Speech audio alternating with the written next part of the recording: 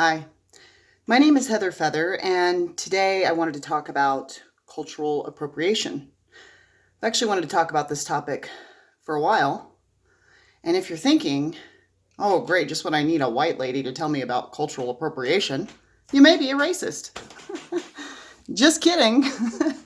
One of the things I'd like to bring attention to is how often two-leggeds feel it's appropriate to judge and verbally attack and assess what others are, which to me is fundamentally none of my business. It's none of my business what you are. That's your business. Bless you. May you do well with it.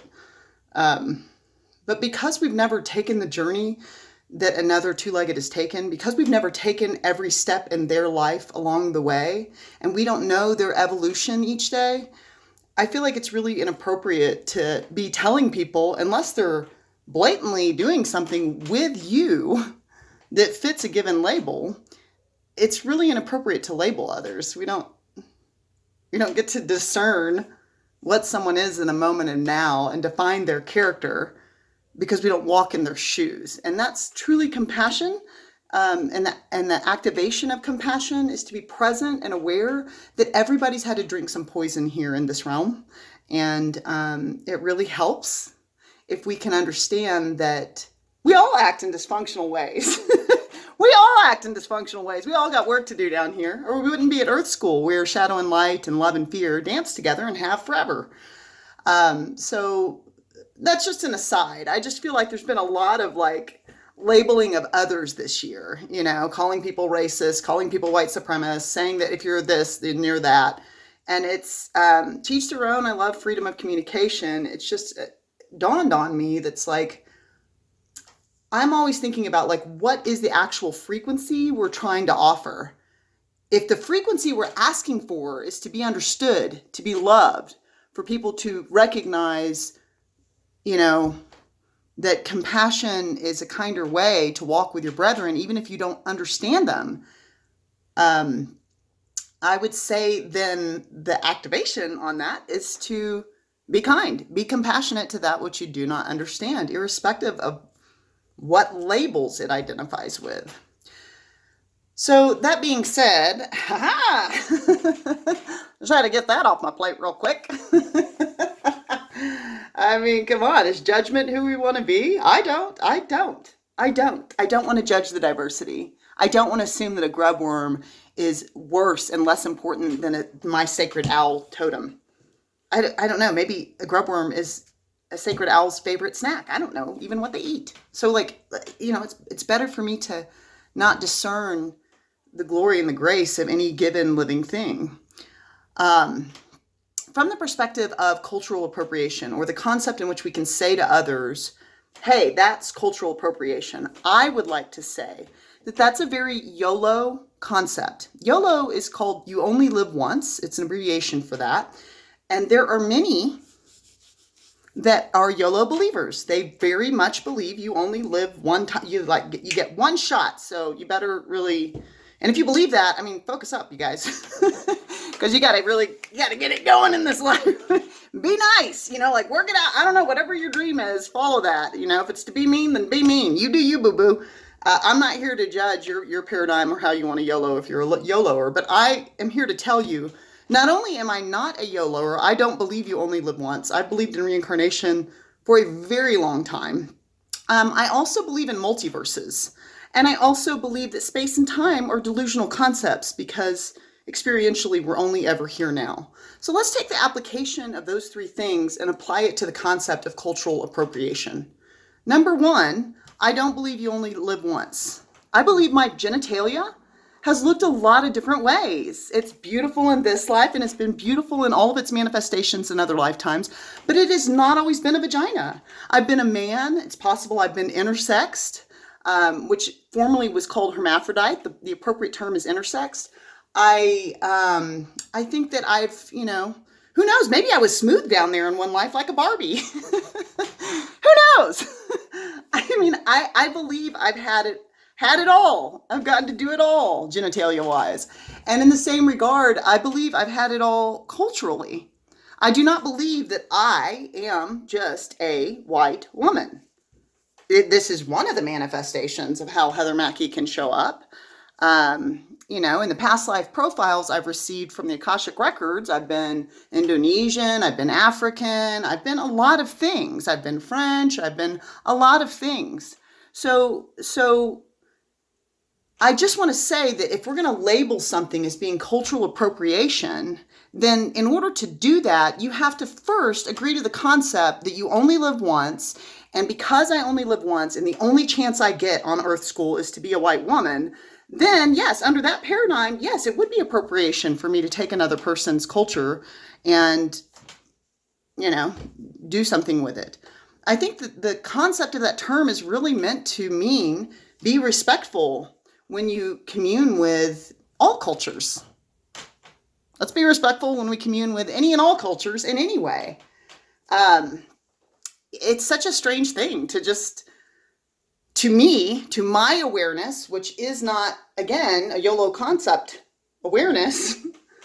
It's such a strange thing for me to have to fit in the box of being a woman and me to fit in the box of being white. I am so much more than that from my belief matrix. I believe every entity is so much more. Actually, I believe that spirit or spirituality or the spirit of things is one unified field. So actually, I'm every genitalia that's ever existed, and I'm every culture that's ever existed, because life is not separate. The spirit of life never separated. And anytime we kind of like hold a concept to say like, from the energy and the vibration and the frequency of separation, separate, this is mine, not yours. My ego owns this. You can't touch it. To me, that is not actually the highest feeling choice we can make with our labels. It's not the highest feeling choice we can make to make our labels possessed by us. They're labels. Like I came in with, these labels. I came in with a vagina. I'm a cis female. I came in with this color skin, I guess kind of green. I've got Italian in there. So I came in as a Caucasian in this paradigm. But then we go to the second concept that is part of my belief matrix. And if we're really going to get to like honoring everybody, then I would ask for all YOLOers to potentially consider honoring that not everyone down here thinks you only get one go-round. Lots of us down here think that you live in many different cultures, in many different timelines, in many different bodies, in many different paradigms. And then that goes to the second concept of being a multiverse theorist.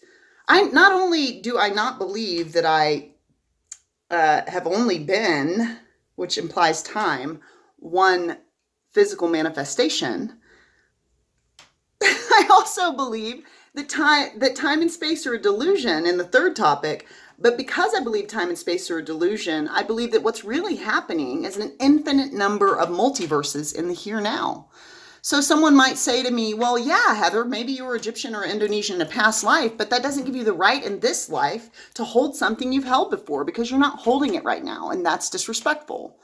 Well, I could argue that it's disrespectful to tell me that time and space are real, and I have to agree with that paradigm because I don't. I believe that an infinite number of universes and paradigms exist, all side by side in the eternal moment of here now. Past, present, and future are actually a unified concept, and the concept of space is actually unified in the fact that everything is made out of 99.99999999994% emptiness, which means we are swimming in a sea of unified emptiness every single day of our lives, and we are labeling the emptiness. But it's not separate to me. It can be as separate as you want, honey bear. You do you. I'm not here to tell you how to be. I love diversity. I'm just saying in the offering today, and what I've been wanting to offer on this topic is I'm a multiverse theorist. I think I actually live in Egypt right now. I live in Indonesia right now. I'm a man in Egypt right now. I am a woman, and my brother is my sister in Indonesia right now. I think all those things occur in the eternal moment of here now. And spirit is vast enough to give us the delusion of space-time so that we can have the freedom of experiencing the concept of choice. And we are given that concept of choice in a paradigm that casts light and shadow, love and fear, and options for us to choose from here. In the third concept of space-time is a delusion, I have only ever existed in the time of now. No matter what I do, I can't jump out of now. I can't jump into the past right now and be like, here's me in the past. And I can't jump into the future and be like, here's me in the future. But I do believe I exist in the past and the future. I just exist in those paradigms alongside this aspect of Heather that you're talking to. And I do not think that past Heather and future Heather are over there and over here or over there. I think that they're all right here, right now. And I think the mind is what is vast and capable of having multi-locality, multi-awareness. I do not see the mind as something that exists only in one space-time paradigm. So, she's a passionate broad, y'all. she got spicy on these videos. I said nothing but love and light to you. It is something I continue to ask myself to be patient with, is having spent a lifetime in which I'm fed that I have to agree to the YOLO paradigm. I have to be somebody that sees things in this YOLO way, and I have to agree to the YOLO concept today, and I have to speak into the YOLO way. I have to be a YOLOer, because that's the normative operating system down here. And I gotta say that I'm not part of the normative operating system. Please stop trying to put me in it. I'm not part of that system. I don't want to be part of the matrix. I want to be part of the change I wish to see in the world. And the change I wish to see in the world is about frequency and it's about vibration. It's not about changing that over there because there's only ever here now. It's about all the work of the world I want to see rests with me. And in order for me to see the world I want to see, which is a world that's more peaceful, more loving, more respectful, more honoring, more reverent, then that means that I, Heather Mackey, for me to live by my own belief matrix, which I'm not saying you have to agree with, I'm just offering concepts to chew on today. Everyone likes a snack. That there's this quality of I need to check my thoughts. I need to check my feelings. I need to check my way I'm holding the world, right? Every single person can ask themselves, am I being separatist? And here's the answer. Yes, honey. Yes. Yes, we all are being separatist in different ways. Yes. And I really believe that that's our work, our at-one-ment atonement work down here, our come together, our let's get back aligned with the truth work down here is to recognize, honey bear, it's all you. That's the only thing you've ever looked at, boo-boo. It's all you. You are in that body and that body. It's called I am that, comma, I am. I am that I am, I am that I am, I am that I am, I am these I am this I am, I am this I am, I am that and that and that and that and that and that I am. So to me, my work, my job, my duty is to step more fully into compassion, into unconditional love, into understanding. And that doesn't mean rounding up everything I disagree with and punishing it, because that's not justice. Any entity, any two-legged who's operating in a fear-based, dysfunctional, aggressive, angry, judgmental, racist, xenophobic, homophobic, transphobic way, any two-legged that is operating in a toxic way was offered poison when they developed their personality as a sweet baby. And that's why they're offering toxicity. And our leaders like Martin Luther King, our leaders understood that there's a systemic issue here. And that systemic issue is kind of the cultural toxicity that globally all two-leggeds face, in which we, allow and agree to judgment, and instead of compassion and reverence to help somebody who is maybe not as evolved as you are in your awareness of unification, to help them to get there through kindness and compassion. May you be gentle with yourself in your expression, and may you be ever gentle with all the other expressions of life, because it takes time for each little aspect to evolve in its own way, in its own shoes. Blessed be this day.